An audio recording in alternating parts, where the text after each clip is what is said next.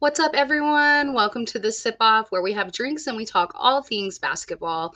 We got a jam-packed show for y'all. It's March. Y'all know what time it is. It's NCAA basketball right now. But first, I'm going to go ahead and get my guest in. We got Joseph Jenkins. What's up?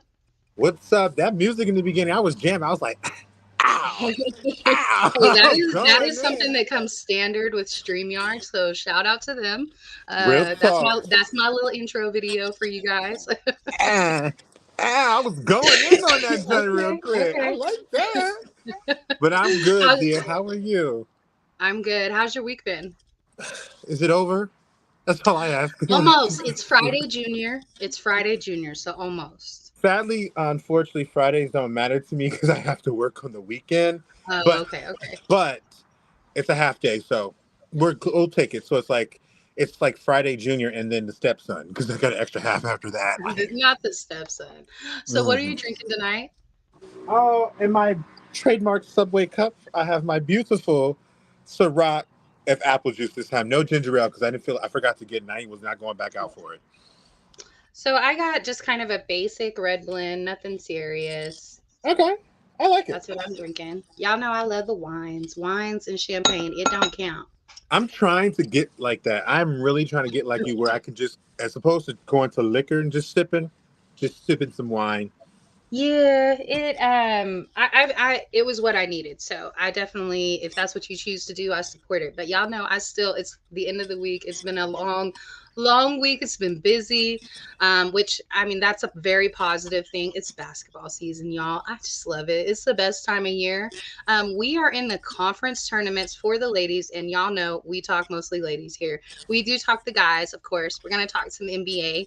And because one of the points I want to talk to you about is about your team, Joseph. So I have a few things prepared. We're good. Uh We're gonna oh. talk about them Wizards. Okay, let's do it. Go ahead, girl. Hey. There's some positive in everything. So That 1 to 10 meter I told you about, honey. right, Let's yeah. do So it. I'm talking about. let's talk a little bit about the conference tournaments for the ladies. They have started. They started what 2 days ago or yesterday? Is that right? Yesterday. Hmm. And we also had conference awards come out as well. So I'm just going to kind of run through and read some of these awards. Most importantly for me, our freshman Madison Booker at the University of Texas, y'all know, got Big 12 Player of the Year, and that is the first time it has ever happened for a freshman. So guys or women, just love that. There was a hype video that came out today.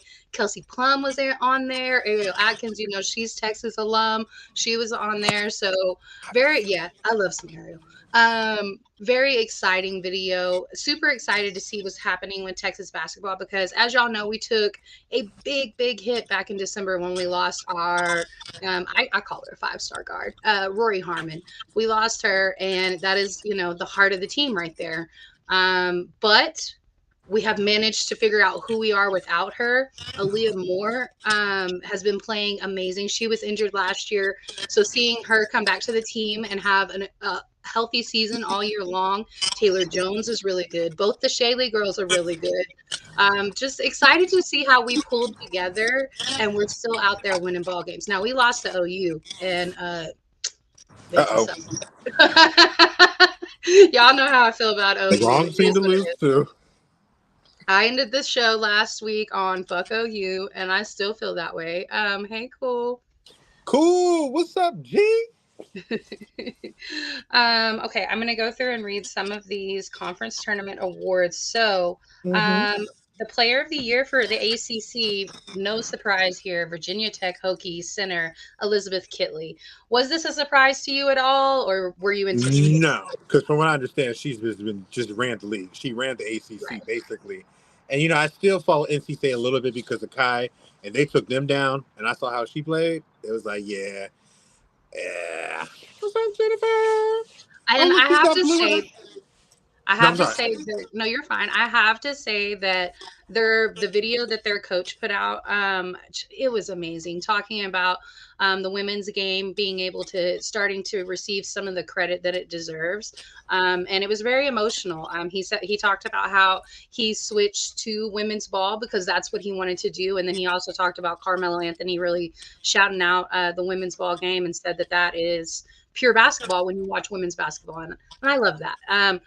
It is not to knock any other form of basketball because I love it all. I love the men's game. I love the women's game.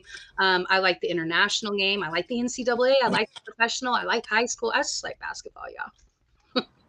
You know, Carmelo, I understand his point.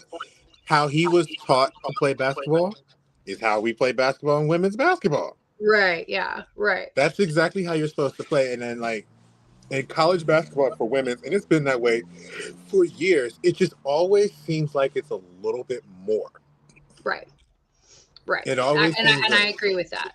Also, before this was the only WNBA headline that I had for the day, but the tickets to the draft sold out today in 15 minutes. Way to go, WNBA fans! Show out. I love that. That's the importance right there. And of course, they should have. In all of our opinion, they should have been having fans at the draft. That's something that's how you bring and establish more fans. This year, there was no excuse. The names that you got coming into the draft this year, first round, second round, like the names that are coming in are big names. You have to sell tickets to this event. And they did, and they sold out. So I thought that was dope. yes, it's coming. It's Right. coming. So we just, unfortunately, it's not going to be easy, but we do have to stomach the unfortunate stuff because we know what's really coming. We know the good things are coming. Right. And selling out the draft, we remember. And the Aces sold out all their season tickets ahead of time. Yeah, and it's coming. It's just amazing, and it's just like, you know what? We on the way. We on the way. Right. We on the way. Lisa Leslie, Cheryl Swoops, all of them would look out and be proud to finally see women's basketball finally get the credit that they are starting to feel like it deserves. It's been deserving for years, and because these are girls that if you had to pick a basketball game, the NBA players would put them on their team because they know how to play ball and they can ball so well. So it's like about time you get your credit. So keep coming. Let's keep going. Yes, absolutely. Okay, so finishing out the ACC, Defensive Player of the Year went to Notre Dame's Hannah Hidalgo, and she also got Rookie of the Year as well. We know how exciting she's been. This freshman class in the NCAA has been amazing, from Juju to Hannah to Madison Booker. Like the freshman class has really brought it this year. Do you have any thoughts on the ACC awards? Oh, No, Coach of the Year. My bad. but Coach of the Year is Syracuse, Felicia Leggett-Jack. The sixth Player of the Year was the Duke Blue Devils, and I'm not going to butcher her name, but y'all know who I'm talking about. And then the MIP went to Pittsburgh Panthers forward, Luata King. So, what are your thoughts on the ACC awards? seems like it's pretty. That's a good on that one for sure. I like that, Virginia Tech, girl got her praise because, she has been, she's dialing in, she's doing what she's doing. Notre Dame, after Muffet left, they had a little bit of stretch, but they're starting to figure it out with this freshman class coming in on top of their previous freshman class that had freshman star that became their star player on their squad. So it's like you're building and you're building. And I believe, correct me if I'm wrong, Jaden Ivey's mom is coaching the team. Yes. I think. Yes. Right. And so Noel, is that right? Noel, I believe. I think so. And it's just it's really some ACC. I miss y'all. I really miss the ACC. I miss it so bad. I miss the ACC so bad. I do. But no surprise. What about you? I mean, Hannah Hidalgo, she's everything. So for them to go ahead and give her two of the big awards, I think, like, what else can you do? Like, absolutely. I don't think Notre Dame would be where they're at right now. I mean, because they're dealing with injuries as well, because Mills has been injured the entire season, and I think everybody thought, okay, well, they'll still be competitive, but they're not going to be ranked. Well, they've been ranked all year, Mm-hmm. All right, sliding over to the Big Ten. No surprise here. Player of the year goes to CC. I mean, what can you say? it's He about to it's get Caitlin. Naismith Player of the Year. Come on now. Right, yeah.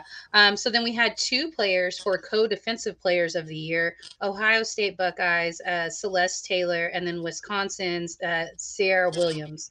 I love that they gave it a two-person award, because if that's the case, if you see both of them that are really putting in like that, then definitely go ahead and give them both the award. And then there was also co-freshman of the year as well. Natalie Potts from Nebraska, and then from Hmm. Purdue, we had Mary Ashley Stevenson.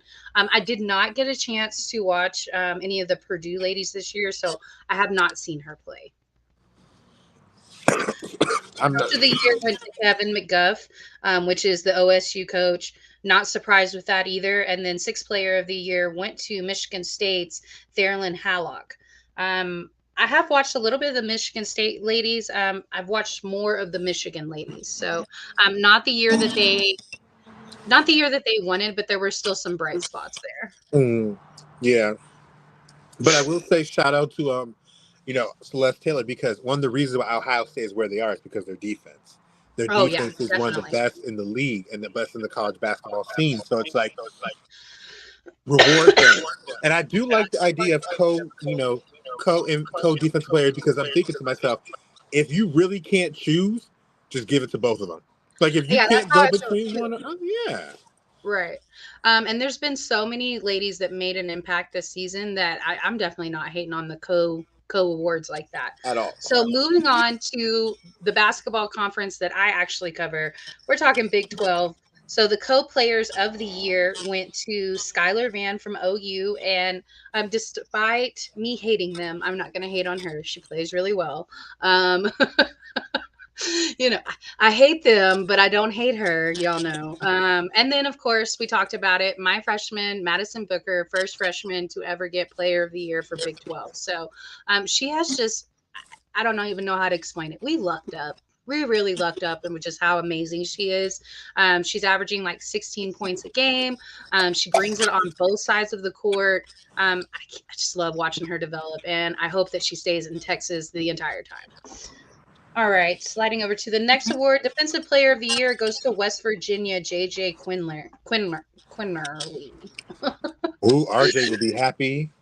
Oh, yes. Now, so West Virginia is a team that, while they have been ranked most of the season, they've been like 22 to 25 range. And I think that you got to give them a little more love than that. Now, I know that they haven't played a whole lot of opponents that are ranked outside of Big 12, but Big 12 is a tough conference to make it in, and they're doing really, really well in the Big 12. So I think you need to give them, I would have liked to have seen them like around the 17, 18 ranking. Yeah, I can understand that. It's just when you're in the tougher conferences, even you may not get the ranking that you should, but what happens is when you get into the tournament, you may be like a 5 or 6 seed, and all of a sudden you dominating teams. But it's like you've been playing in such a tough conference all season long. You're kind Right. of Yeah. used to the atmosphere that you're coming against. And shout out, because West Virginia's always been a school that pride themselves on defense. It's Hmm. always been a school on the men's and women's that's always pride themselves on that tough, gritty nose defense. And shout out to her for getting the chance to win Defensive Player of the Year, because that's a Right. I don't know about most people, but I've always preferred defense in pretty much any sport over anything. So Hmm. if you graded defense, we both the same. We love defense. If you graded Oh, I love defense, defense. Love it. you Now, there. not like Mike Tibble love defense, but not to the extreme side of it. But it's very important. You have to have balance on both, I believe. And I love a two-way player. Agree. Agree. Especially there's so few and far between in this today's game. Right. Coach of the year goes to OU, to Jeannie. I think she absolutely deserves that. This is a team that they've kind of like West Virginia too. They've stayed in the rankings, but anywhere from like 17 to 25.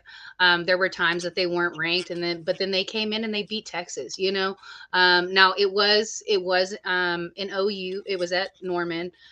So that's tough, but those are the games that define you going on the road. Anybody can win games at home, but winning those games on the road, that was a big loss for Texas. So I definitely think they deserve it. Taking my bias out of it, I do think that she deserves Coach of the Year. Sixth Woman of the Year went to the Longhorns forward, Deanna Gaston. I think she's a senior this year. She can come back next year. I don't know if she will. She is a little injury prone. So she did miss a few games this season, but not like last year. Last year was pretty bad. She missed majority. She was in and out all season long. No problem. Don't worry about it. And then newcomer of the year went to Peyton Verhulst from the Sooners. So I feel like, the Sooners really made an impact this year when people didn't think that they were going to. OU is at number 1 in the Big 12 right now. And I think that he said, get her ring light. He does what he wants, honey. We can't hear you, babe. Okay. All right. Well, he will be back. Whenever he gets back, we will discuss Pac-12 until he gets back. So, Player of the Year for Pac-12.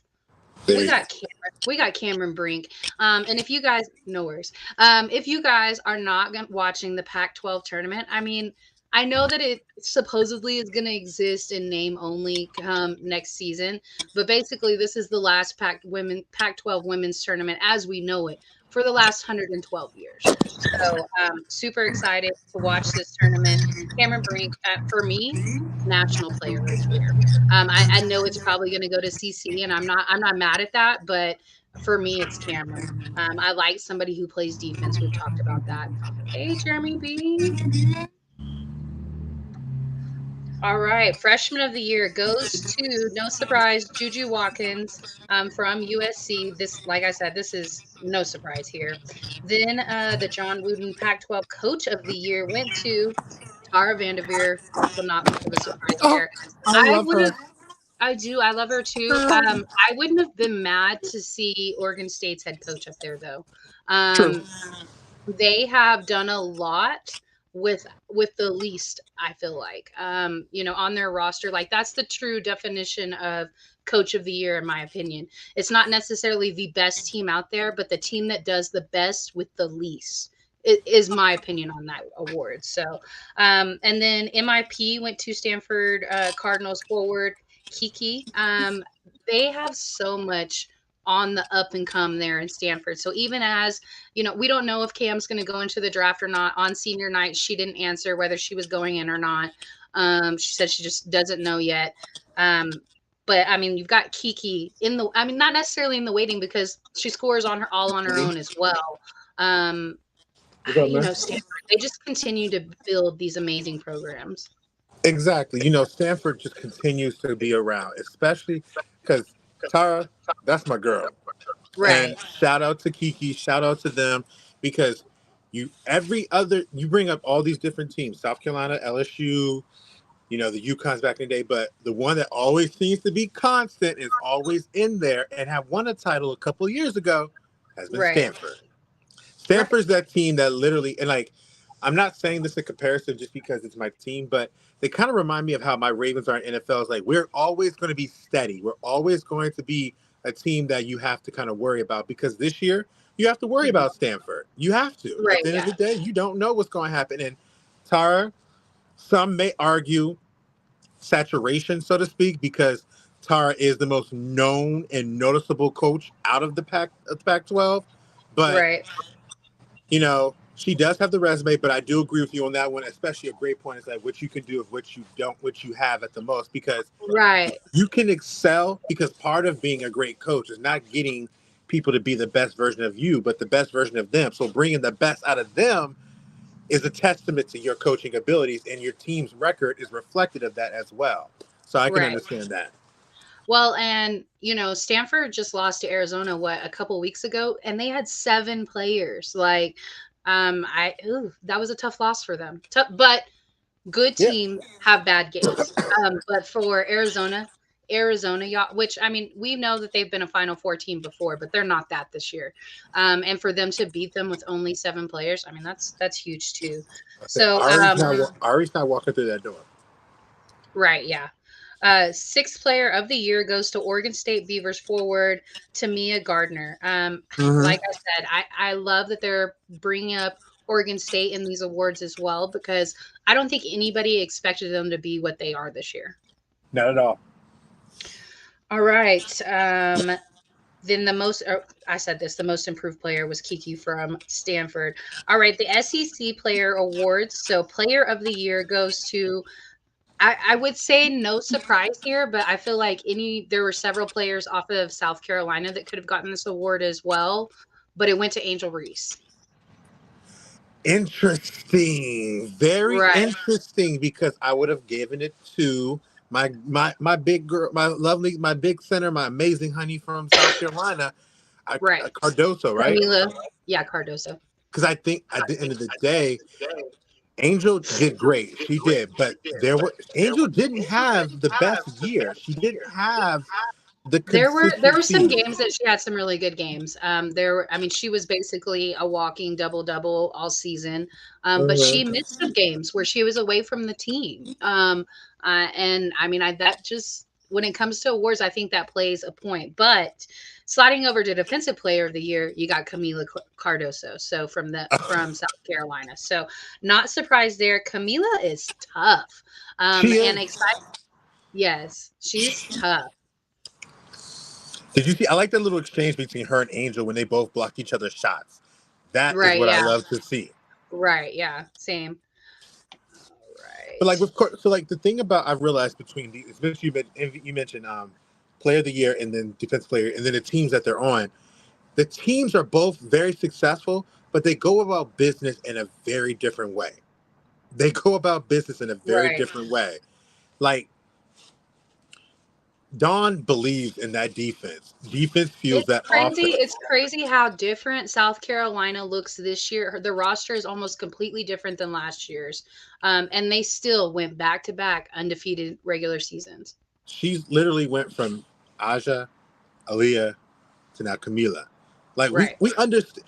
Dawn is showing people, hey guys, I'm showing you what you want to look for. Right. Defense, we play in the paint. You need a paint protector. You need a paint runner. You need a Right. rim runner. There you go. And who's she going after? Sarah Strong. Are you kidding Right. me? Come on. Yeah. All right, and then freshman of the year for the SEC is Michaela Williams from LSU. Not surprised by that whatsoever. Now there was a couple of freshmen over there on South Carolina though that could have gotten that award. Hmm. So coach of the year goes to Dawn. Like I was just saying, their roster looks completely different this year compared to last year. How can you not give her that award? Now I know that LSU is successful, but the drama that spilled out onto Twitter from the girls' moms and just the drama that was there in their locker room there in LSU, I think that probably played a role in them choosing Dawn. Yeah, and you're perfect. I don't care what. I'm sorry. Yeah, that's I'm true very too. sorry. At the end of the day, you're perfect. There wasn't one loss on your record. And you came in as a team that wasn't picked to finish the leader of that particular conference. Right. LSU Yeah. was getting all the hype. LSU was getting all the Right. praise. And not only were you were winning without any doubt. Like you won in every different way. You had to come from behind. You won. You dominate. You ever. You all that information. And then it would have if it's always interesting because I wonder what would have happened to LSU had they not lost that opening game against Right to Colorado. Colorado. Right. Because I think that changed the system for them because we saw how they came in. We Right. saw how they came in. And it's sad because I really think there might be some tension. I hope I'm wrong, but I think there is some tension between Floje and Angel. And I really don't Mhm. want that because those two together, that's your core. You bring everybody else Absolutely. around. But to get the coach of the year, Dawn, and I remember the piece I saw a tag. I think you posted it about how she flew Camila's mother and her sister in to see her during the Right. season. These girls, Dawn is hard, but these girls know Dawn has their back, and they show in Right. their record. And that's not coach of the year to me. That I don't know. She's perfect. She's perfect. I don't see we don't see the same type of controversy with Dawn that we see with Kim. At all. About Kim not treating some of her players well. At We don't all. see we don't see that with Dawn. Period. She's hard, but she's fair because she knows, you want to win. You signed up for this. This is what it takes to win. But I Right. love you because you came and chose to help me build this program. So I love you for it. But we ain't go. It's gonna be ain't gonna be easy. I mean, they might be good now, but there was some drama. There was. I'm glad to hear. I'm pretty sure that's Matt. I'm glad to see that because that It might be Anthony. true. And then so sixth woman of the year goes to the Florida Gators guard Leilani Correa.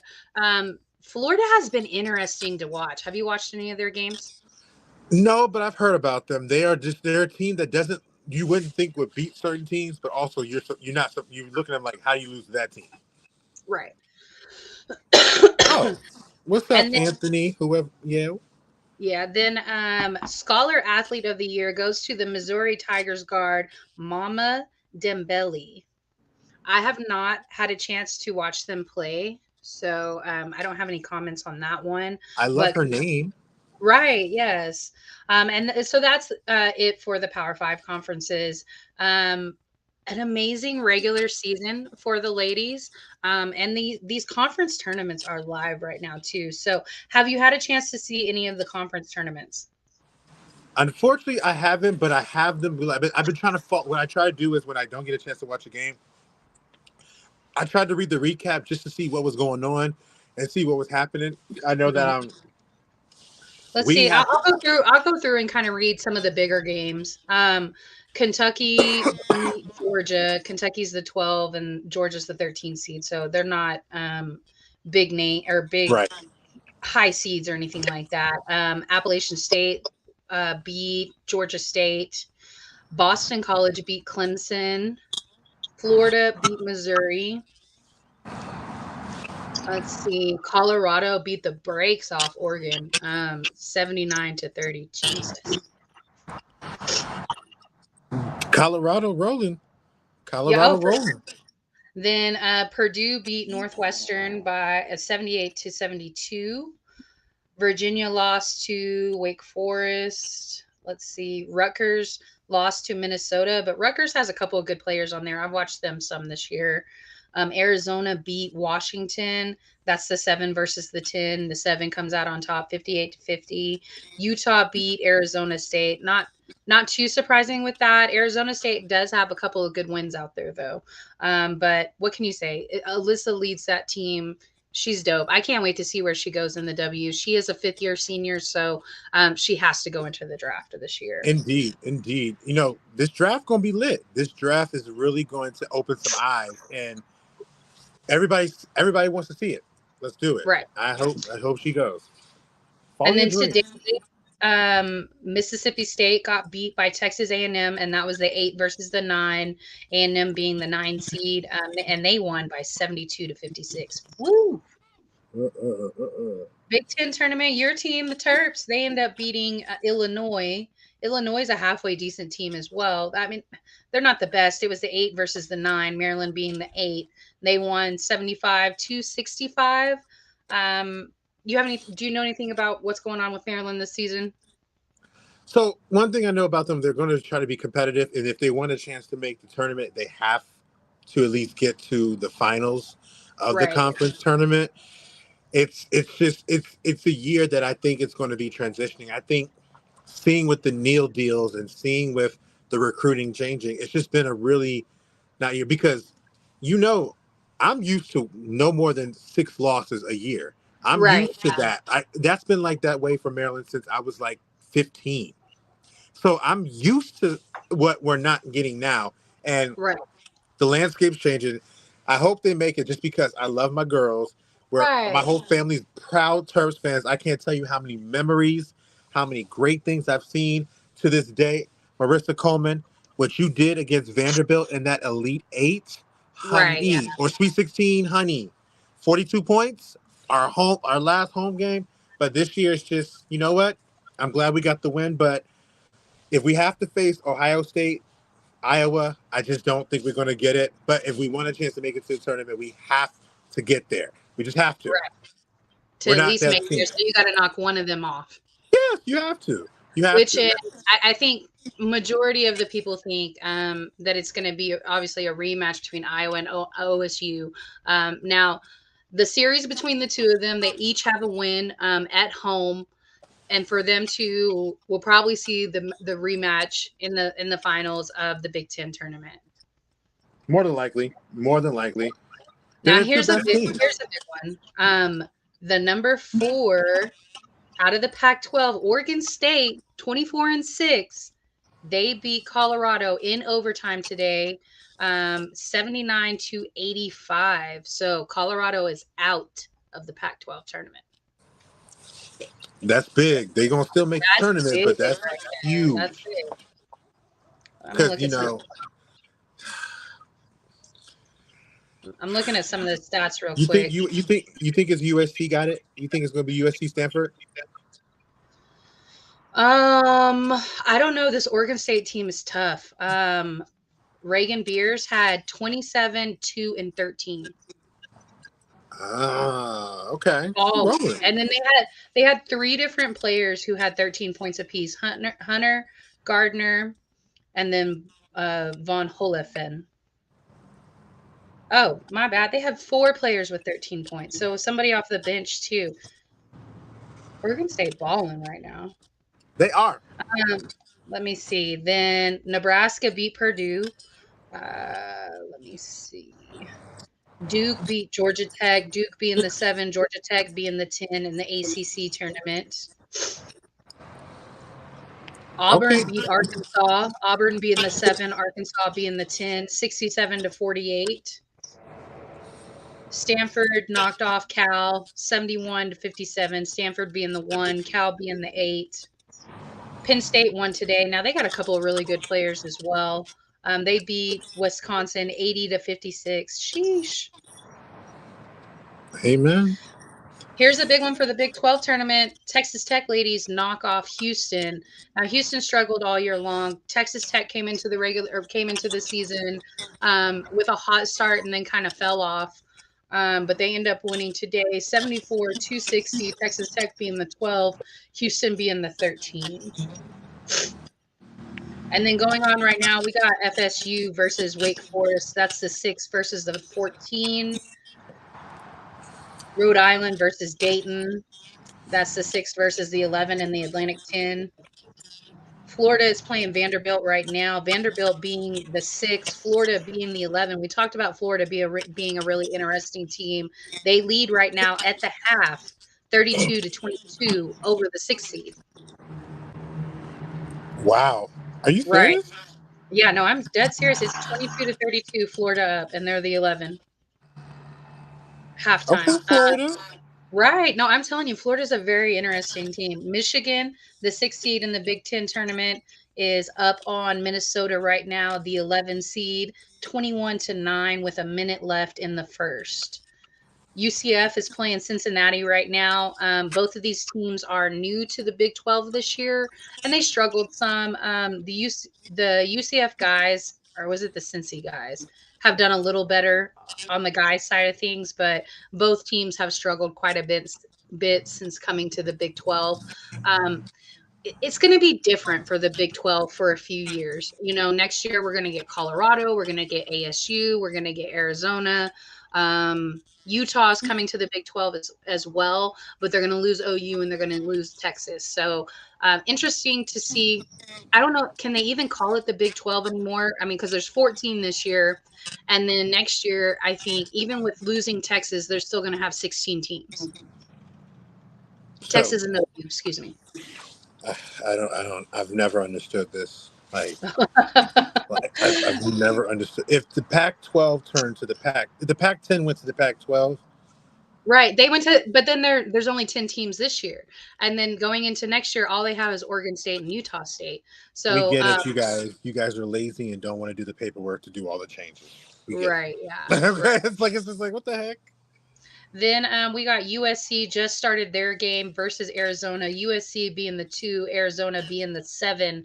Arizona is a scrappy, tough team, even with the injuries. So I think this, as good as Juju is, I don't know if her supporting cast is strong enough. Mhm.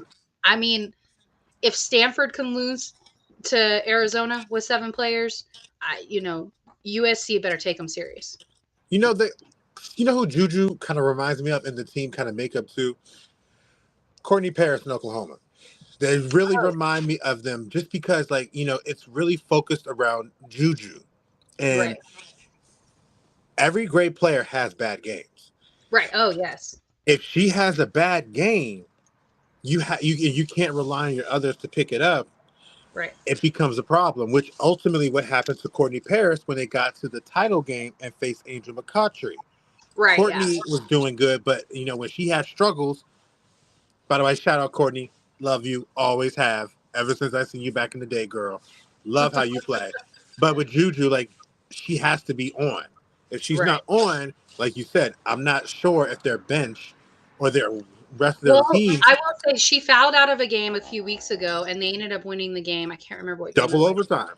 Right. Whatever, whoever they played that game, I can't remember.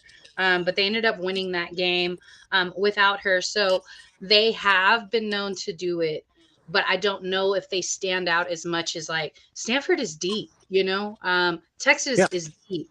Um, LSU, South Carolina, like their benches are deep. Everybody is top notch. So if they're on, then yeah, they can do it. So Utah, the 6th seed, will be playing UCLA, the 3 seed, at 11:30 Eastern. So y'all know it's Pac-12. It's late as hell. All right, some of our games tomorrow in the Big East tournament, we got the 9 versus the 8. We got Providence versus Butler. We got Louisville versus Notre Dame for the ACC tournament tomorrow as well. That will be at 11 Eastern, as will the Providence versus Butler game. A&M will face South Carolina tomorrow at 12 Eastern. South Carolina's going to roll through that. go ahead and And say then, it. I say go ahead and say it. Just go ahead and I say it. mean, it is what it is.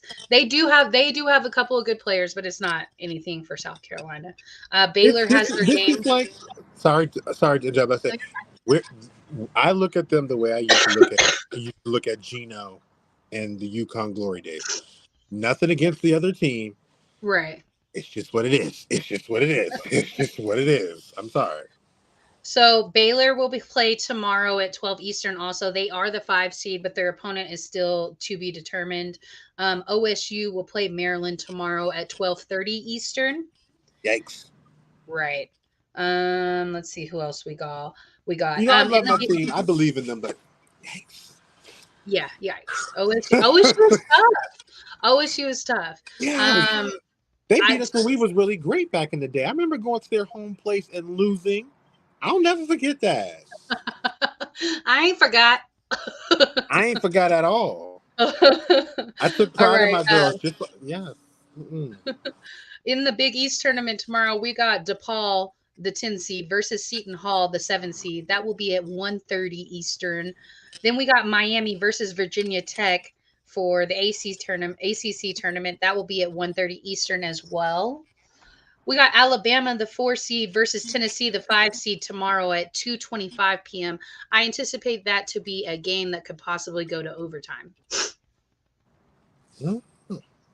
Then we got TCU versus OK State for the Big 12 tournament tomorrow. That is the 9 seed for OK State, and then the 8 seed. TCU being the 9 seed. That will be at 2:30 Eastern tomorrow.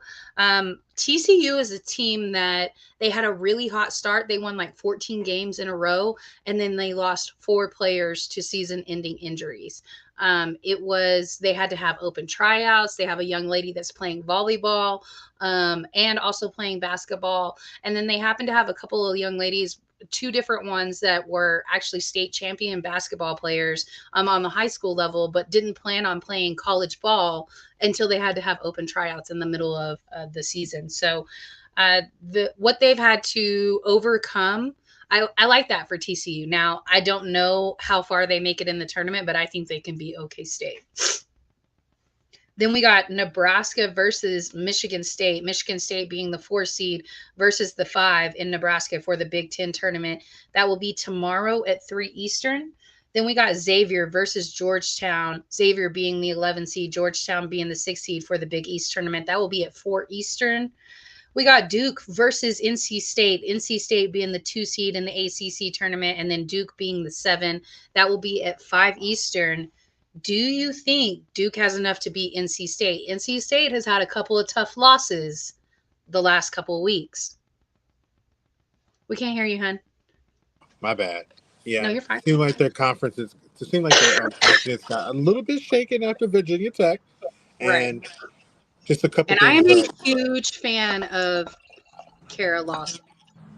Now, I don't like Duke. I mean, I'm glad that she's at a program where she's the head coach, but I don't like Duke.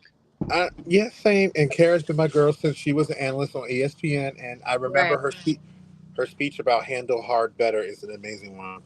Right. But I think NC State's got it, but it wouldn't surprise me if Kara did. Okay. And then our friend who covers VCU, Couch Coach, he will be there at that tournament. They will be playing St. Louis tomorrow at 5 Eastern. Let's see who else we got. As far as big games, we got Auburn versus LSU. Auburn being the 7 seed, LSU being the 2. That will be tomorrow at 6 Eastern. Then we got more for the Pac-12 or the Big 12 tournament. We got BYU, the 10 seed, versus Kansas, the 7 seed. That will be at 6:30 Eastern. Kansas is a really interesting team. They have picked up some games that I didn't think that they should win. They beat Baylor one week, but then they dropped some games that I don't think that they should have dropped. So Kansas should win this one, but BYU has a couple of decent players also. Penn State will be playing Iowa tomorrow at 6:30 Eastern. Iowa being the 2 seed, Penn State being the 7 seed. Syracuse plays tomorrow as well at 7:30 Eastern. Their opponent is still to be determined. Then we got Oregon State, the 4 seed, versus Stanford tomorrow at 8 Eastern. This is the 1 seed versus the 4 seed in the Pac-12 tournament. What do you expect out of this matchup? I actually think it's going to be a really tough game, and I think it's going to be a really gritty game. But I actually think, at the end of the day, I have to go with Stanford. Right. But you never know. You said Oregon State, right? Yes. Anything can happen. And this is NCAA basketball, especially in all sports. What you think will happen may not always happen. Right, yeah. And especially in single elimination type of situations. Right. So Indiana, they are the 3 seed for the Big Ten tournament. They play tomorrow at 9 Eastern. Their opponent is still to be determined. West Virginia plays tomorrow. They are the 6 seed for the Big 12 tournament. That is also to be determined. Let's see. Iowa State for the Big 12 tournament. They play Saturday at 12 Eastern. Their opponent is still to be determined. Let's see. I know OU plays at 2:30 Eastern on Saturday. Their opponent is still to be determined. In the Big East tournament on Saturday, we got Marquette, number 5, versus Villanova, the number 4. I keep up with the Marquette guys. I have not kept up with the Marquette ladies as much, but I keep up because I love me some Shaka Smart. Amen to that. Come back to Texas. All right. Shaka Smart's in Georgetown packing. I'll never forget that. I used to watch Georgetown all the time. Texas plays at 6:30 Eastern. They are the 2 seed in the Big 12 tournament. They play at 6:30 Eastern on Saturday. Their opponent is still to be determined as well. Creighton, the 2 seed for the Big East tournament. They play Saturday at 7 Eastern. They don't have an opponent yet. Let's see. Kansas State, they don't have an opponent yet either. They are the 3 seed for the Big 12 tournament. They play at 9 Eastern on Saturday. And then basically everything else is to be determined after that. So is there a surprise team out of the big conferences that you feel like could make a splash in these conference tournaments? So, okay, and I was going to say, in overall wise, I do have one, but in conference tournament wise, not necessarily because I think the teams are finally getting into rhythm. Like Okay. I was looking up today, and I was just looking to see how teams have finished off, and like South Carolina, I kind of expect them to do what they're supposed to be doing. If I have to give it to a team, I will say because the Pac-12 is the one that I don't really feel the most confident in the number one seed. Right. Right. I would give it to either like a USC or an Oregon State or well, mainly USC because I do think Juju and that team, if she can stay on, because they make a difference. Right. Okay. Okay. I think But you- as far as Big 12, the top 4 to 5 seeds, so OU, Texas, Baylor, and West Virginia, I think any one of those has a chance to win the tournament, and it really wouldn't be that surprising. Like Texas should be the most dominant team out of that, but they have struggled some. Losing that game to OU kind of leaves a question mark. Like, is OU better than what they're actually ranked? the people need to know. We shall see. Hopefully, we see in the conference championship. I hope so. We are the Right. reigning defending. I don't know if you guys saw the picture that I posted from last year, but it was Rory Harmon holding the trophy, and like Rory, she's 6'5'6", and the trophy itself was probably 3 feet. Right. It was almost as big as our little guard. Go But very girl. excited. I think the Big 12 women's tournament is going to be, well, and men's too. I think they're both going to be incredibly exciting, along with the women's Pac-12, and then the women's ACC as well. I really enjoy that tournament too. But I think the most chances of not the number one seed coming out, I think those two, the Pac-12 and the Big 12, I think there's a chance that the lower seeds could come out on top. Yeah, I definitely agree with you on. So I am actually going to skip over the guys NCAA topic because we got plenty of time next week to talk about them. No We've already shade. done. Yeah, we've already done almost 15 minutes on the women, and their conference tournaments are already going. So I enjoyed talking about them. Let's talk a little NBA. So, talk to me about what you feel like the biggest surprise, whether it's positive or negative, has been from the NBA season thus far. Uh, wow, that's actually a loaded question because it's been a good season. It's been a lot going on. I am surprised at the younger teams.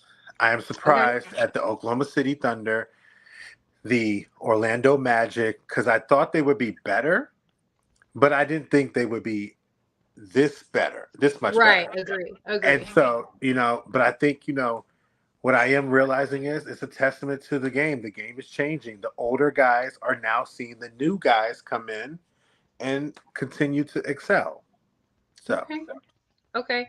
I think for me, the biggest surprise that I have seen out of this season was you guys benching Jordan Poole.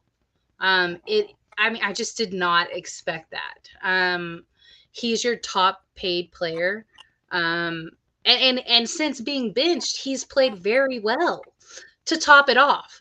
So like, was that an effort part? Do you need to come off the bench? Because in Golden State, when he was successful, he was coming off the bench, correct? correct. It's So one of those things. is the starting role too much for him? No, I wouldn't say that. I think it's just we don't have a consistent scorer off the bench. Uh-huh. We don't have wait, So what do you mean? Rudy just is he out the game? I hope not. Like, Lord no. I have a bet on him. Thank you. Like, what the I'm heck? sorry, Come on. I don't like Gobert. I get you. I hear you, but money on the line.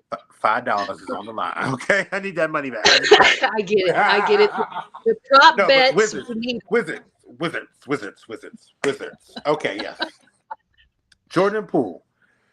So we needed a consistent score off the bench. We haven't had one all season. We're not a good team, but we got to figure out something. And he has done well because he is playing against the second unit. but it has helped his confidence. He had a little hard time trying to figure his fit.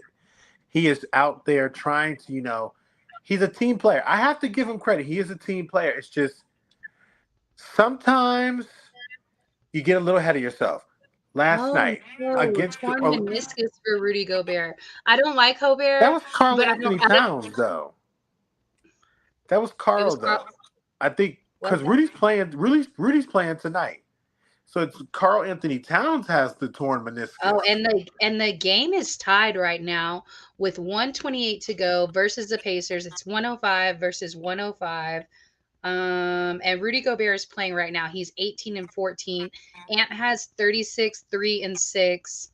And then they have three different players off the bench in double digits as well. On the Pacers side of things, Tyrese Halliburton has 23, 12 and 3. Pascal has 24. And then Smith has 14 off the bench. So it looks like Timberwolves are probably the better coached team at the moment. I want to tell you something on two fronts for what you just did right now. Number one, you gave an impressive rundown Oh, on thank the you. stats of the game. You gave us everything we needed to hear.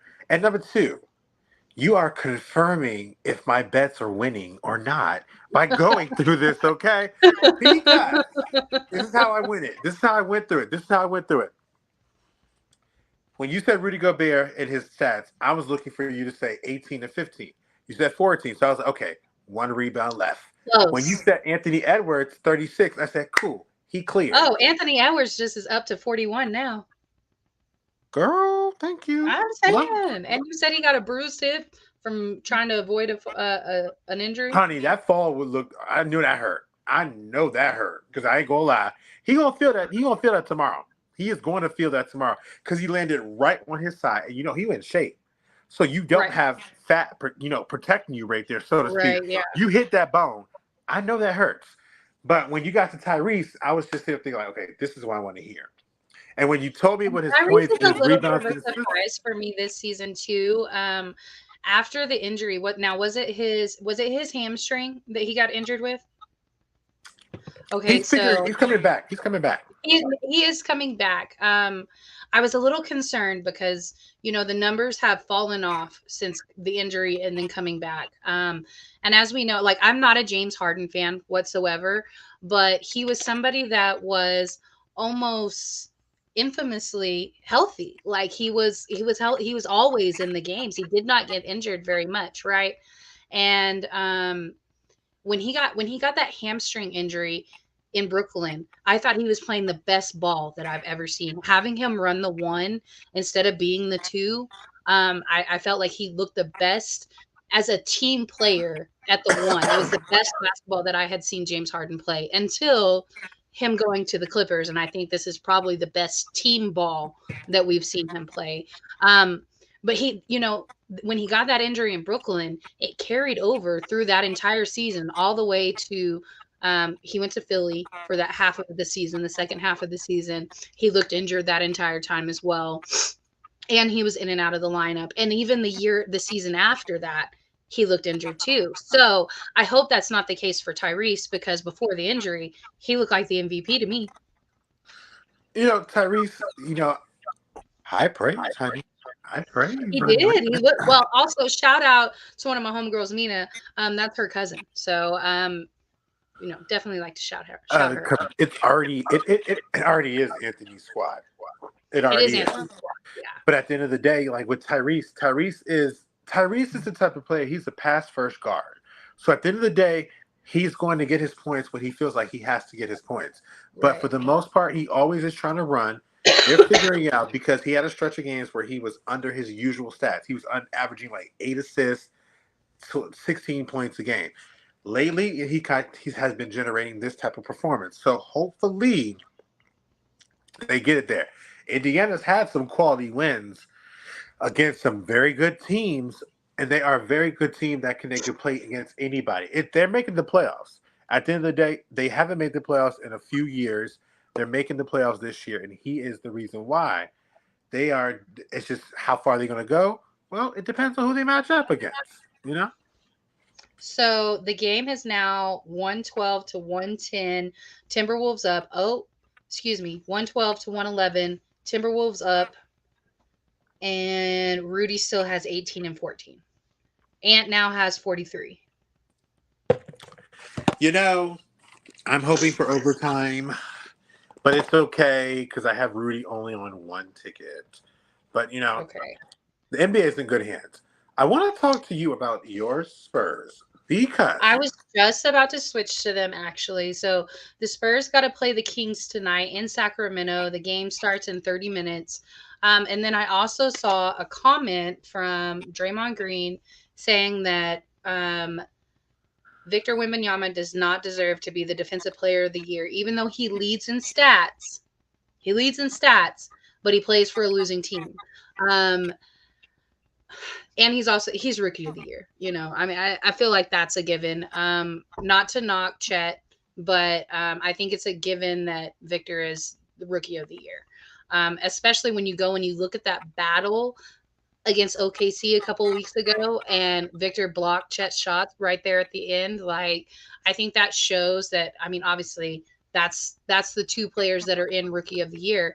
I don't think that Draymond's comment about him not being able to be defensive player of the year is correct, because I feel like he should be defensive player of the year. And taking my bias out of that, because his reasoning was that San Antonio is a terrible defensive team, right? Well, they're sitting at 24 right now in the league. Last year we were 28th in defense, so almost last. Have gone up 4 spots, and I feel like that's obviously because of Vic. I mean, he's somebody we talked about. He has the possibility of making a quadruple double because of the amount of blocks that he puts out there with the rest of his stat line as well. It's an individual award. It's not a team award. It's an individual defensive player, not players of the year. And I feel like he's the best, even if he is a rookie.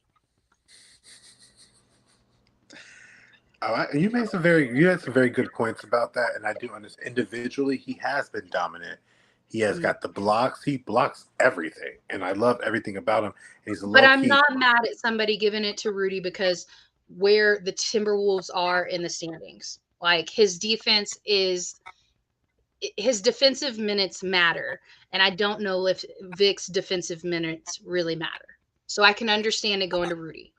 Yeah, I think I would honestly give it to one of the boys on Boston between Drew and Derek White, Okay. because I think at the end of the day, bar none, they are the best defensive team or one of the best defensive teams in the game. And I think what Draymond is trying to say is it's how his defense relates to the overall team. But to your point, he can't control if Vassell or Keldon Johnson or other players around him don't have the same defensive capability. So statistically speaking, absolutely, Victor Wembanyama, he has more blocks than some teams have had in an entire month of a season, and he Right. is averaging close to 6 to 7 blocks in a season, which by definition hasn't been heard of for a very long time. So Right. statistically, I get it, and I think at the end of the day, it's one of those things where it's like it's not supposed to have team success factor into it, but there is a logical case to support that team defense does have to matter into it. In some Right. cases, that's where some It people was get how he rookie of the phrased it that bothered me. It was like he was just very dismissive because the Spurs aren't good. And it's like, well, it's an individual award. you know, Draymond is just Draymond. And Draymond's somebody that's going to deliver his things, and he's always been somebody that just proceeds how he chooses to. And it's like, yo, there's another way to do it, especially on your platform. But unfortunately, I'm not in Draymond's circle. I'm not in his thing.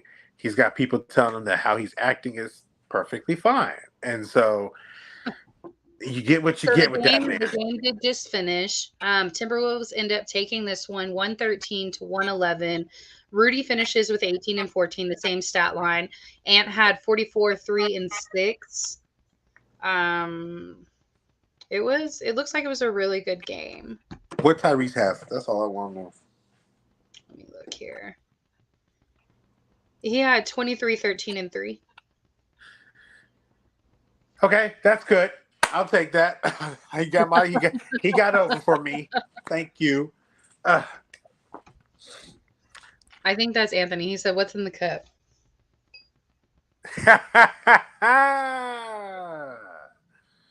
well, I have two friends, Ciroc and Watermelon.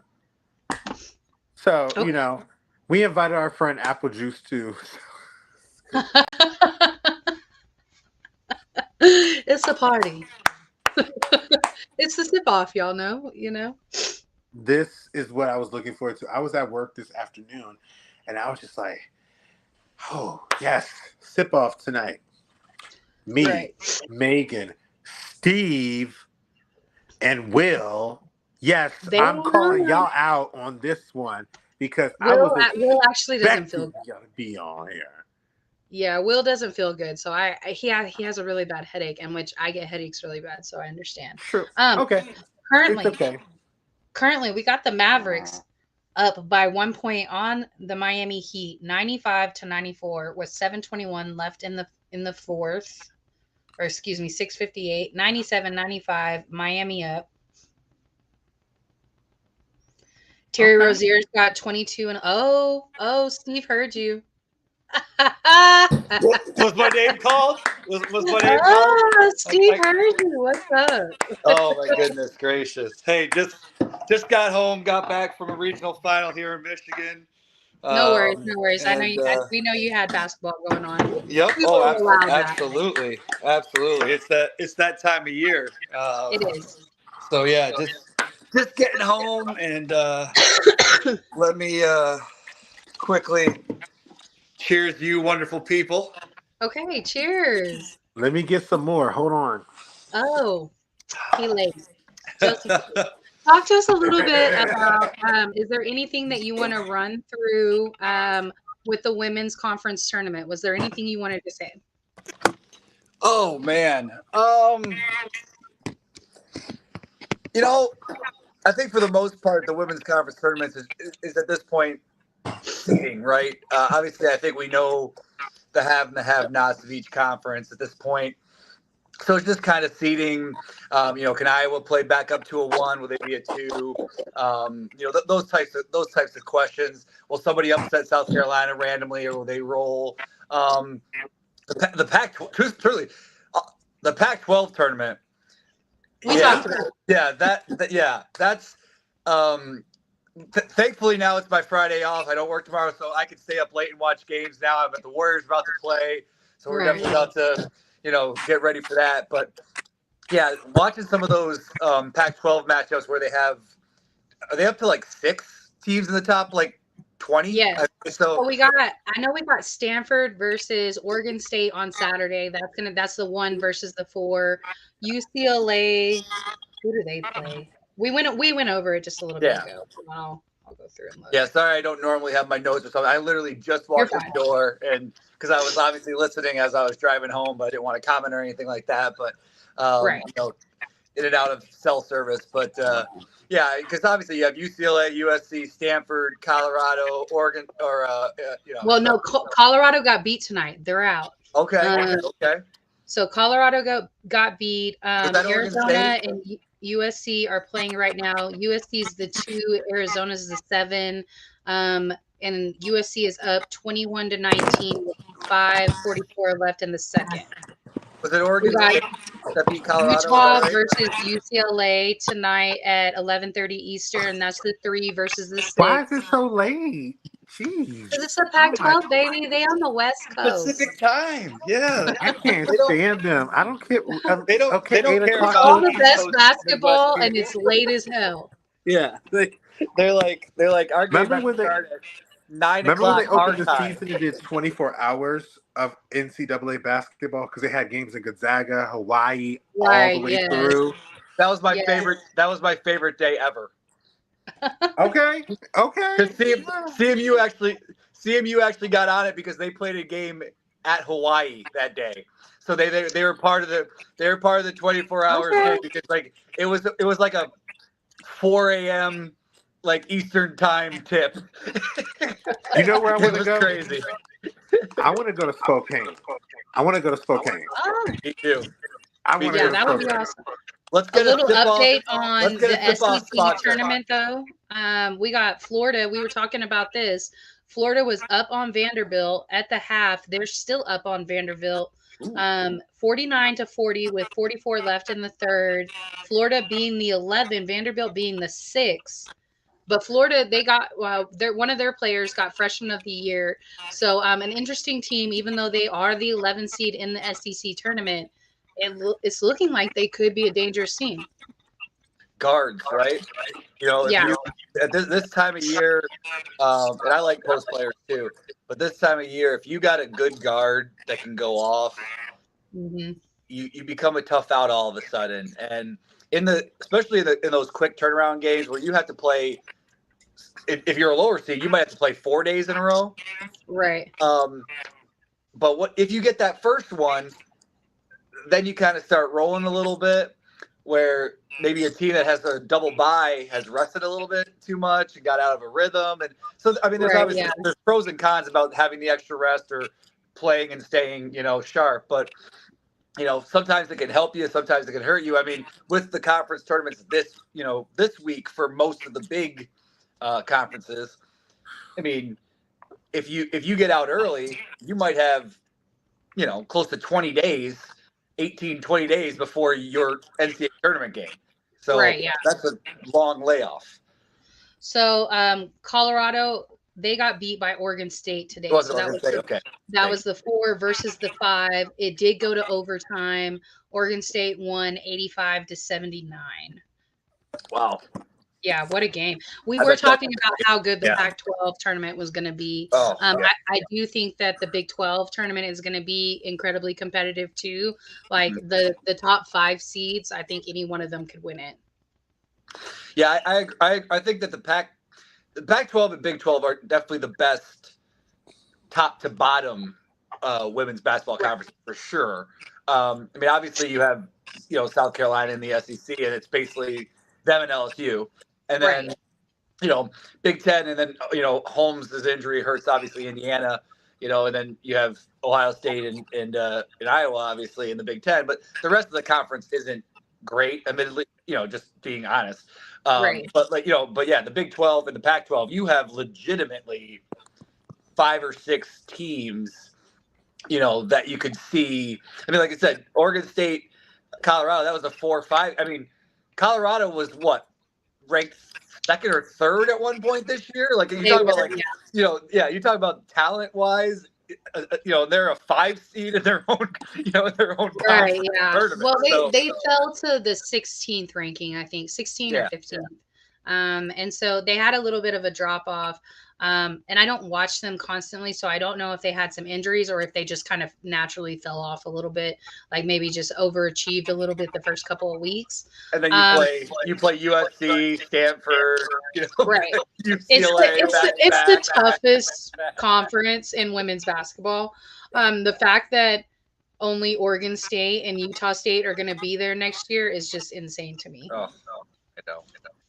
Yeah, I didn't even mention Utah. Yeah. I mean, that conference.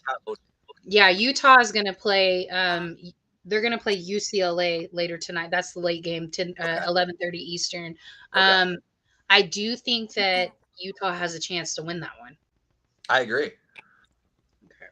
I like the way they play. I like Utah because they don't try to be anything but what they are. Like they know how they can play, and they play how they play, and they high low very well, and they use what they have inside, and they give them. I like Utah. They play well. I like a team who knows their identity. Like who you are, right? Like where do you think Alyssa ends up in the draft? Wow. It's going to be interesting. I'm gonna go look up a mock draft while you talk about that. Okay, yeah. Obviously, we already know Paige said that she's coming back, so that's one top spot that would be, not picked. But I think it's going to come down to. I mean, I think everybody would be shocked, right, if Kayla doesn't go number 1 to Indiana. She's going number 1. Yeah. By the way, if you didn't just see her most recent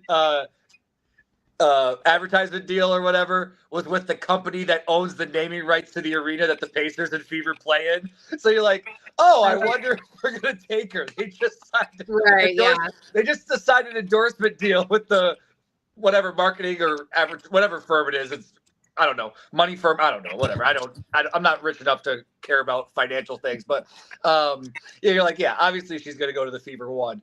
But then after that, I really do think it might come down to need. The mock draft goes on ESPN right now.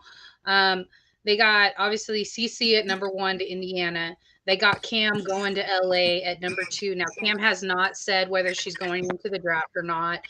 She specifically said on senior night that she doesn't know what she's going to do. So I definitely probably depends on what happens in their tournament run. Let's see. At number 3, they got Rakia Jackson. Now she's a 5th-year senior from Tennessee.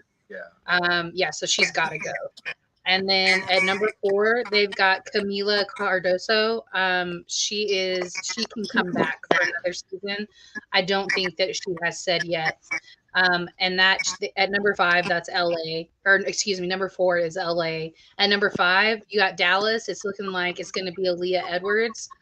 But she has not said if she's going into the draft or not. She has a chance at a 5th-year senior. Right. At number 6, you got the Mystics.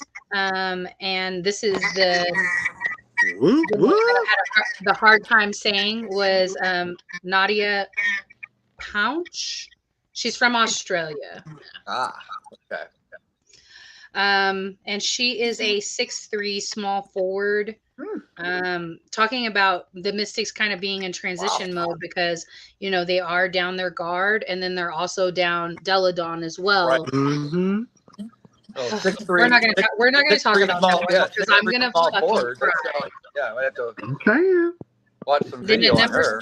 Number 7, we've got the Minnesota Lynx, and it's got Angel Reese listed. I thought Angel was going to stay for another year, and then Shaq walked her out on senior night, and I don't know how you fucking top that. So to me, like, how do you top that? Like, she has the chance to come back as a 5th-year senior, but Shaq walked her out on senior night. It's true. I mean, what else can you do? Like, it's Shaq. Like, I mean, Pistol Pete's not there anymore. I mean, he's passed away. So I mean, that's the most famous LSU guy you got. So you already got a title. Maybe if you wanted to. Right. So that has her going to the Minnesota Lynx at number 7, which leaves a question mark for me because I think Alyssa would look amazing in Minnesota. And so they have Alyssa Pile listed at number 8 going to the Chicago Sky. And I don't necessarily hate that either. It's one of those things because Angel Reese obviously is a great player, but you almost like she needs another year of development. She needs it. She does, and she's also, and this is not bad mouthing her. This is a credit to her. She's into so many other things than basketball. Again, she's basically a model who plays basketball. She's gorgeous. So Minnesota's not really a great spot for her. I'm just saying. But like, and I feel like the league wouldn't want her there either. Like they even Chicago, which is not obviously it's not LA or Vegas or glamour wise, but it's still a pretty big market. Better than Minnesota. I mean, no offense to anybody who lives in Minnesota, but I mean, come on. But okay, hold on. But let's talk about that real quick because we talked about what happened in free agency, and Minnesota came up. They got Courtney Williams. They got Lana Smith, also from Chicago, during free agency. Then you got Nafisa Collier there. You got Kayla McBride. You got Diamond Miller. And then if you get Alyssa or Angel coming off the bench. I'm not sure. Which from Ahmad, you're going to get one of the two. You'll probably have both of them to choose from. I'm not sure if actually Angel is actually going to come out because I remember on the Pivot podcast, she said it very relaxed and very comfortable that she was good being in college because of the NIL deals that she was going on. So I think they're wanting her to come out, but I think she said straight up, I'm chilling. And she had a sense of like, you know what? You may think I'm going to come out, but I think she's going to come back. I think she's going to continue to come back in college and enjoy the NIL deals. And then when she has to go and graduate, she'll do it, because I think a part of it does factor with money. Because if you know her story, she came from Baltimore in an area where she didn't have a lot. So when the money comes in, and the way she talks about her life, there's a lot on her. There's a lot of expectation. There's a lot of greatness that is expected of her. She was really happy being at LSU so she could sit back. Plus, I think she does want to win. And I think she learned a lot this year. I think she learned a lot about what it takes to be a star, what it means on the public image and the media aspect of it.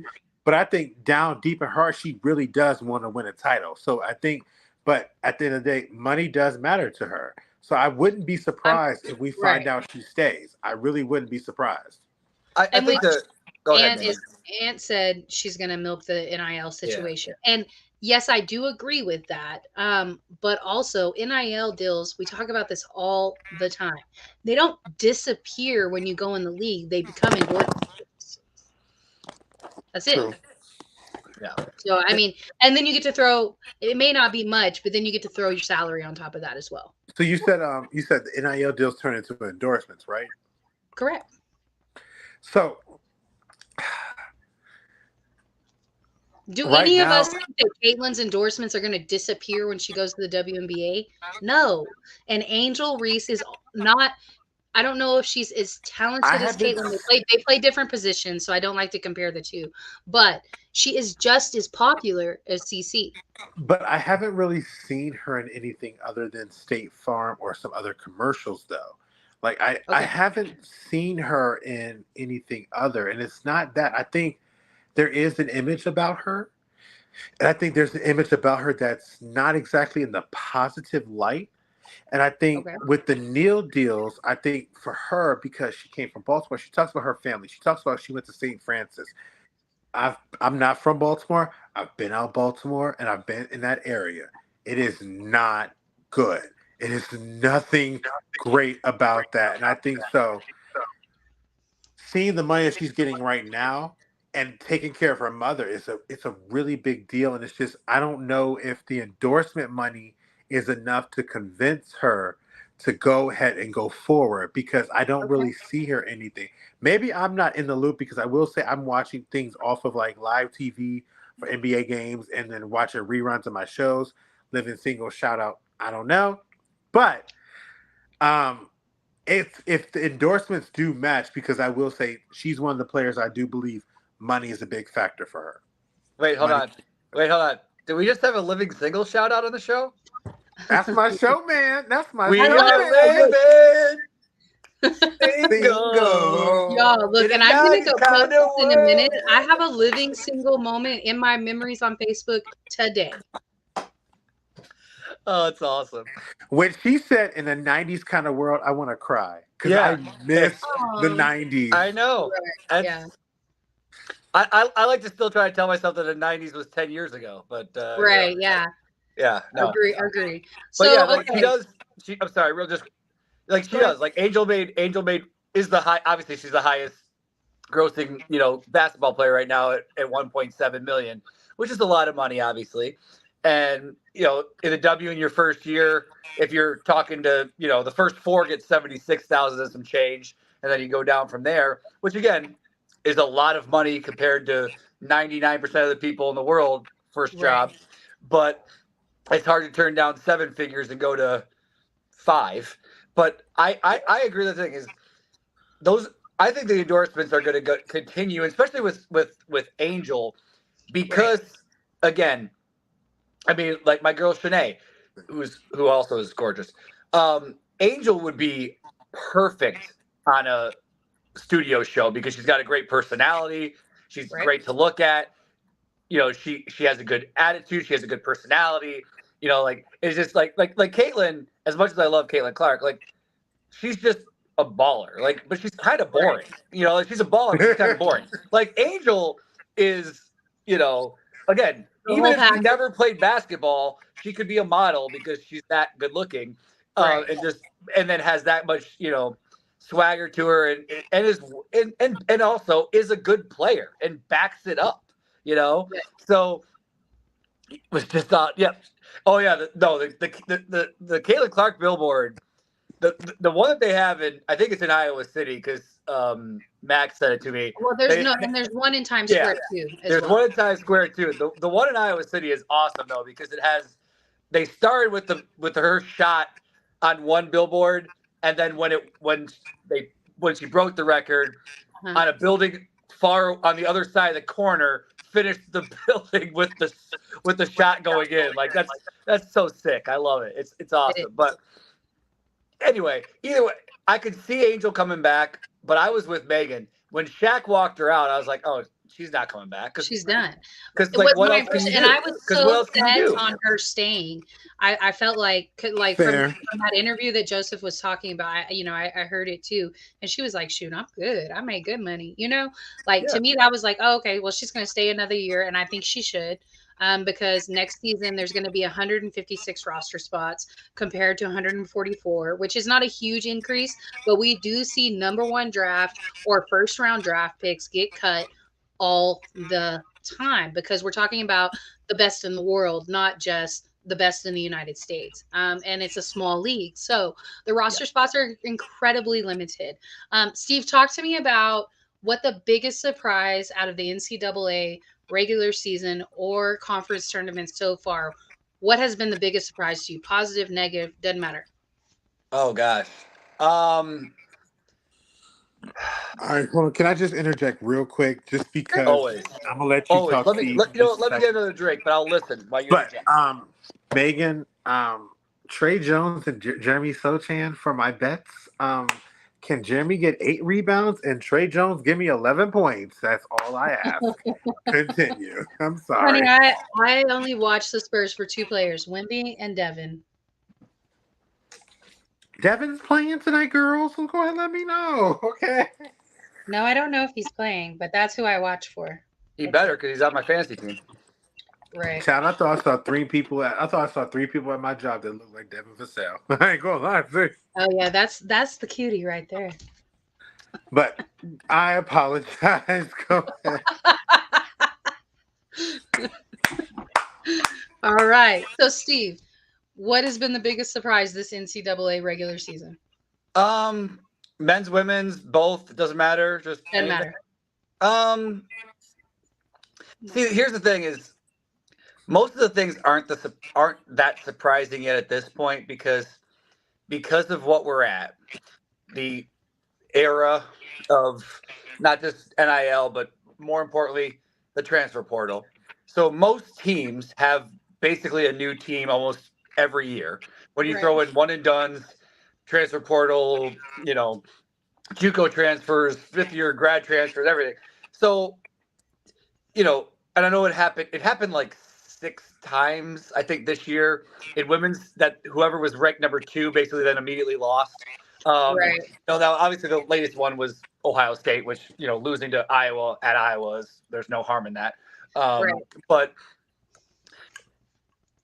Purdue underachieving, I think, for men's is just like that's a tale as old as time. We just expect it at this point. Really, the biggest surprise so far for me is I haven't gotten excited yet, truthfully, about the men's tournament. I'm not lying. I am so jacked about the women's tournament. I really have not got that excited yet about the men's tournament. Like UConn's good. Calvin Sampson's doing his thing at Houston. But it's just like because of the transfer portal, because of the one and dones, because of these stars are not as established as the women's game. They just aren't. Right. And obviously, I love college basketball, men's and women's, because I love all basketball. But I just came from my 3rd high school game of the week tonight. So I love all basketball, but it's nice when you have an established star. And the women's game is in such a great place right now because you have Caitlin. Actually, I think, Megan, you posted this, right? Caitlin's the leading scorer in the NCAA right now, but 2 and 3 are both freshmen. Right. Yeah. So the game in a whole is in such a great spot. So really, I'm just looking forward to the next 3.5-ish weeks, Right. more than anything. But yeah, Purdue underachieves. Bill Self messes up in the tournament.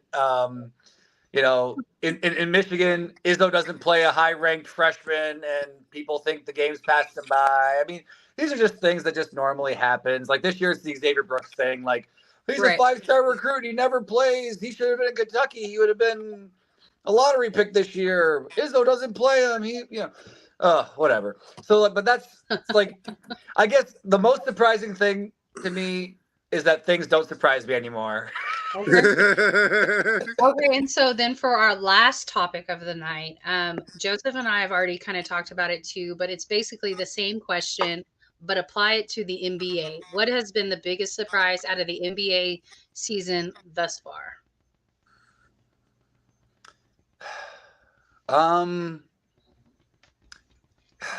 See, I would love to say that I would love to say that the Suns not just being healthy and dominating, but that's obviously not a surprise that Bradley Beal hasn't been healthy. Right. I was about to say Bradley Beal's on their roster. Yeah. So that's not a surprise. I told a lot of people that OKC was going to be this good, and so that's not surprising at all. Really? You thought they were going to be a top 2 seed? That's interesting. I thought they were going to be good. I don't know if I would go as far as saying top 2. I wouldn't say that I thought they were. Okay, that's true, JJ. I didn't think they were going to be a top 2 seed. I did think they were going to be very good. Yeah, right. I did think they were going to be very good. So that did surprise me that they're good. Though I will say that even with them being in this situation, I think everybody feels kind of the same way about them and Minnesota. That, I mean, in a 7-game series, like Denver's still, you're still giving the edge to Denver right now, right? Right. Like, I don't know about OKC though. I think maybe I give the edge to OKC. Maybe. I don't know. I don't know about that one. I don't know. That's tough. I think Denver's coasting right now. I think Denver's kind of just chilling, and I think they are like Denver's South Carolina right now. They're playing down to competition. They're just chilling. Yeah, they're just chilling. So I think one of the things, like, to be honest with you, the Jokic I seen last year is different from the Jokic I seen this year. He's not really putting out right now because I think he's got it. What I just want to do is get to the playoffs. OKC, I love them, but much to Steve's point last year, this could be the Sacramento Kings all over again, depending who they face. I did say that in the first round. Number 1 seed is amazing, and they might get past. But if they face a team like the Lakers, who has beaten them twice in the last 3 or 4 games, it might be. I'm not sure. As Oklahoma City is, and they are good, but they are still young. And if you're a Laker fan, or I'll say my case because I'm a Warriors fan on the Western Conference team. If the Warriors and OKC were in a 7-game series, I would 1,000% expect the Warriors to win. Like 1,000% expect them to win. Like, be shocked if they didn't win. Megan, his Warriors are coming on. They had a bad loss. Really bad loss. Like, if you look at the 7 games before that, they went 5-2, and the 2 teams that they lost to were it was Denver and somebody else. Boston. It was Denver and Boston. Yep. And I would expect them to lose to those teams, or it wouldn't be a surprise if they lost to either one of those teams, whether they were playing good or not. But the stretch in between there, they were playing some pretty good basketball. Like, obviously the loss at Boston was bad because it was, it wasn't by 10 points. It was by 737. But then what do they do right after that? Right. But They beat Milwaukee by 30. But to your point, Boston has done that to so many teams at their home place. I'll be honest with you, and I'm saying this, and I mean no disrespect to anybody. The best team, top to bottom, really is Boston. Agreed. Oh, for sure. They are the best team, I agree. top to bottom. But will they bring it, or will they show up like they did against Cleveland and lose? That's True. the problem with them. But it was a 1-point loss. It was a 1-point loss. It's not like they got holed out. But they were up by almost 21 points. Yeah, and they were dominant for 3 quarters. And there was like 6 minutes where they only scored 2 points. And this is without Donovan Mitchell. Evan Mobley exits. Darius Garland has been a little bit nicked up. Dean Wade hit 5 threes in a row. He did. And then Jared Allen played a phenomenal game.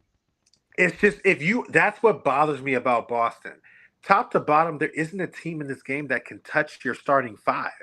Top to bottom, there is not one team. No shade. You are the best team, but I don't even their trust. 6-man, because they have Derek coming off the bench, don't they?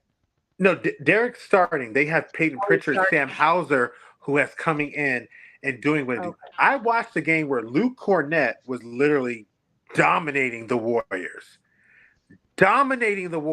As a backup center. And it's nothing against Steve's team, but it literally was just like Luke Cornett couldn't do no wrong. Everybody dominated the Warriors in that game. That was just that's the one that you just have to own. Like, yep, nope. But we got our asses kicked. Nope. But they can do that against you guys. They can do that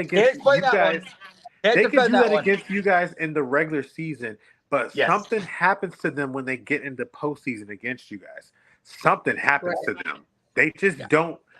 Boston's been the best team in the league, in my opinion, for the last 3 years. They just have not cashed in my opinion. Right. All right, guys. Well, we are at an hour and a half in on the show, so I'm gonna go ahead and end it on that. But cheers to y'all. Thank y'all so much. We spent almost a whole hour talking about women's basketball. Y'all know how we do. You know it. Best part of it. Hey, look, the entire time we've had 30 to 40 viewers the entire time. Shout out to y'all for hanging with us the entire show. Yes, man. We appreciate it. We appreciate y'all commenting, sharing, all of that. We appreciate y'all watching. This is some of the most viewers we've had for an entire episode. Like, it never dipped under 30 the entire episode. I appreciate it not dipping once I joined. I thought for sure it would dip when I joined, but so I appreciate it, guys. Thank you. Cheers, y'all. We will see y'all next week, and of course, we're gonna be talking more women's basketball and a little.